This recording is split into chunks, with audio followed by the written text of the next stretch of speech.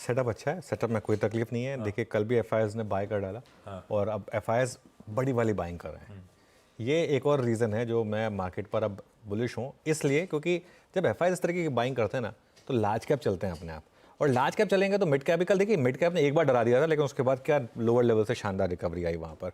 एक bar chart दिखाई दे रहा कल का मिड कैप का। मैं सेटअप में इसलिए मिड कैप को डिस्कस करना चाह रहा हूँ क्योंकि कल एक बार के लिए मिड कैप कोलैप्स हो गया था, लेकिन फिर लोअर लेवल से देखिए क्या शानदार रिकवरी आई। तो मिड कैप भी तब तक नहीं करेंगे जब तक कोई मार्केट के लिए कोई ख़राब खबर ना आ जाए। लेकिन एफआईआईज की बाइंग है। अच्छा, एफआईआईज की कैश में बाइंग है, एफआईआईज की इंडेक्स फ्यूचर में बाइंग है और एफआईआईज की स्टॉक फ्यूचर्स में बाइंग है। इंडेक्स फ्यूचर्स में 1335 करोड़ की बाइंग हुई कल, और स्टॉक फ्यूचर्स में करीब करीब 4790 करोड़ की बाइंग हुई। ये मार्केट अब लिक्विडिटी के बेसिस पे चल रही है। मतलब लिक्विडिटी तो खैर हमेशा चाहिए, हमारी मार्केट वैसे भी स्ट्रांग है, लिक्विडिटी के बेसिस पे मार्केट और चल रही है। और विद इन इंडेक्स फ्यूचर्स कल निफ्टी फ्यूचर्स में बाइंग है और बैंक निफ्टी फ्यूचर्स में भी बाइंग है। अब नॉर्मली मैं थोड़ा कॉशियस हो जाता हूँ ऐसी चीज़ों पर, लेकिन इस समय कॉशन का फ़ायदा नहीं है, क्योंकि कॉशन आपका अपने आप एक ट्रेडिंग स्टॉप लॉस या हेजिंग अपने आप कर लेगा, बाकी आपको कुछ ज़्यादा करने की ज़रूरत है नहीं। ट्रेंड देखिए आप, इंडेक्स फ्यूचर्स में 2 दिन से बाइंग हो रही है, 1400 करोड़ और 1300 करोड़। लॉन्ग शॉर्ट पोजीशन की जहाँ तक बात है, कल सिस्टम में लॉन्ग जुड़े 17,300, शॉर्ट कटे 3300। और अब वो जो चार्ट है, वो जो सुबह का लॉन्ग शॉर्ट का हम चार्ट दिखाते हैं, वो वापस देखिए 3 दिन रेस्ट लिया था उसने, वापस ब्रेकआउट करने की तैयारी कर रहा है। टेबल के फॉर्मेट में देखेंगे अगर आप, तो जो 385 वाला गिरकर 3.6 तक आ गया था, अब वापस 3.50 के करीब पहुंच गया। 3,50,000 के करीब वापस नेट लॉन्ग कॉन्ट्रैक्ट्स पहुंच गए यहाँ पर। एक दो चीज़ें हैं जो थोड़ी सी मैं सेटअप में ऐड कर रहा हूँ एज साइन ऑफ कॉशन। पहला है इंडिया विक्स। राइजिंग मार्केट में कल इंडिया विक्स बढ़ा है, ये नॉर्मली अच्छा साइन नहीं होता है। 3.37% बढ़ा है 14.18 पर।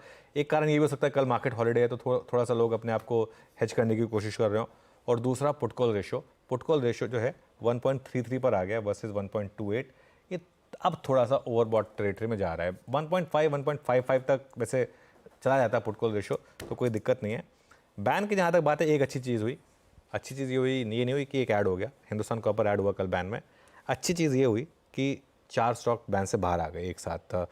बंधन बैंक, बलरामपुर चीनी, पिरामल और IEX, ये 4 स्टॉक्स बैन से बाहर आ गए, तो बैन का आंकड़ा भी अपने आप कम हो गया। सेटअप पॉजिटिव है। सेटअप पॉजिटिव है, ग्लोबल हैंडओवर बहुत बढ़िया है, उम्मीदों की किरण जागी हुई है एकदम। ऐसे में अब निफ्टी का अप्रोच, हालांकि अप्रोच तो अपन ने पकड़ लिया है प्रीवियस डे स्टॉप लॉस के साथ, मतलब फ्राइडे के एसएल के साथ अपन ने कल भी ग्रिप में लिया था बाजार को। पर आपने सुबह की कमेंट्री में कुछ कहा कि कल के स्टॉप लॉस के समीकरण शायद आज बदले नजर आए, वो ऐसा क्यों, वो अटक गया मेरे दिमाग में। वो और हमारा अब अप्रोच क्या रहेगा आज निफ्टी को लेकर? हाँ, वो इसलिए क्योंकि कल का लो जो था ना आशीष, वो 24,522 जो है, वो बहुत ज़्यादा दूर नहीं है जहाँ से हम क्लोज हुए हैं। और कई बार मार्केट ना स्टॉप लॉस खा के घूम जाता है, इसके लिए। ओके, तो ये एक कारण है। पहले मैं सपोर्ट लेवल डिस्कस करता हूँ, फिर मैं अप्रोच डिस्कस करता हूँ। पहला सपोर्ट तो ऑब्वियसली 24,522 कल का लो, और बड़ा सपोर्ट फिर 24,445 ऑप्शंस का जोन। देखिए, अगर तो आप कंजर्वेटिव ट्रेडर हैं और अगर आपकी ये स्ट्रैटेजी जब तक काम करती आई है, तब उसको मत चेंज करिए।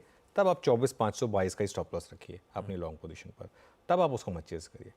लेकिन अगर आप एक अग्रेसिव ट्रेडर हैं जिसको लग रहा है कि नहीं मार्केट थोड़ा गिर भी गया तो भी मैं 26,000 के लिए प्ले कर रहा हूँ, तब आपको थोड़ा सा अग्रेसिव स्टॉप लॉस रखना पड़ेगा 24,425 का, ऑप्शन जोन से और 20 पॉइंट नीचे। अब बाय जोन कहाँ पर है? फ्रेश बाय जोन है 24,525 से 24,575।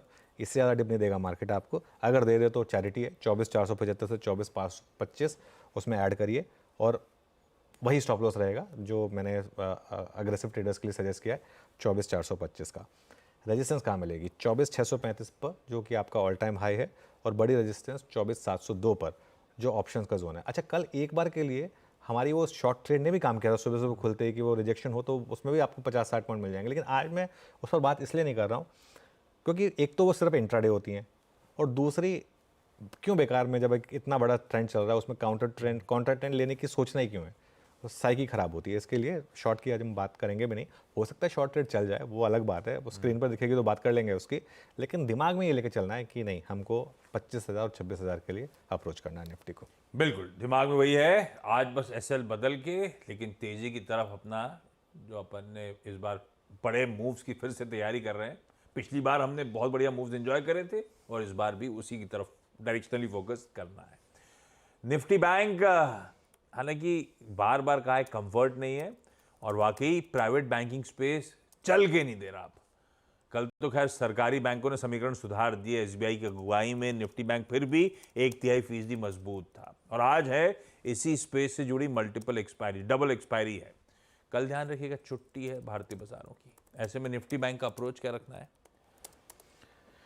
निफ्टी बैंक पे प्रॉब्लम क्या है कि वो बार बार लगता है ब्रेकआउट आया फिर वो फेल हो जाता है। कल 2 बार कोशिश की, वैसे कल फिर भी निफ्टी बैंक के लिए एक बेटर था। डे लो पर नहीं बंद हुआ और डे हाई के क्लोजर बंद हुआ कल। पहले साइन थे कल कि बैंक निफ्टी शायद थोड़ा सा एक मूड में है एक आउट परफॉर्म करने के। आज लेकिन एक चीज़ समझ लीजिए, आज 2 एक्सपायरी हैं, फिन निफ्टी की भी एक्सपायरी है, बैंक निफ्टी की भी एक्सपायरी है, क्योंकि कल छुट्टी है इसके लिए। तो एक बैंक निफ्टी को आज एक, जैसे कहते हैं ना, एक बाज की तरह या चील की तरह, जो भी उसका हिंदी ट्रांसलेशन होता है, हॉक, उसको आप नज़र रखें उस पर, और जैसे ही मौका मिले ना एक ट्रेड ले लें। वैसे एक रेंज है 52,336 से 52,720, ये ऑप्शंस की रेंज है। इसमें आप एक चीज़ कंफर्टेबली नोटिस करेंगे कि पुट राइटर्स का कन्विक्शन ज़्यादा है कंपेयर टू कॉल राइटर्स। इसके लिए जो लोअर साइड है वो ज़्यादा क्लोज है, अपर साइड बहुत दूर की है। तो 52,400 के आसपास मिल जाए तो बाय कर लें 52,325 के स्टॉप के साथ।